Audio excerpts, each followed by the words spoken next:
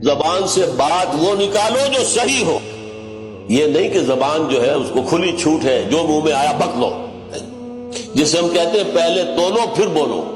Self sensor ہونا چاہیے کہ آیا مجھے یہ چیز کہنے کا حق حاصل ہے یا نہیں ہے، سوچ لو پہلے، جواب دہی کرنی پڑے گی۔ ایک حدیث میں آیا ہے کہ جہنم میں اوندے منہ گرائے جانے والوں میں اکثریت وہ ہوگی جو اپنے زبان کے گناہوں کی وجہ سے عذاب میں مبتلا کی جائے، یعنی میری زبان سے جو لفظ نکلا وہ بیج بن کر آخرت کی زمین میں پڑ گیا۔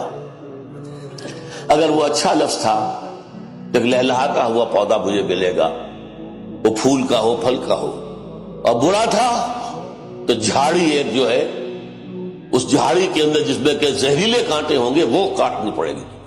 زبان کی کھیتیوں سے زیادہ جہنم میں جھونکنے والی کوئی شے نہیں۔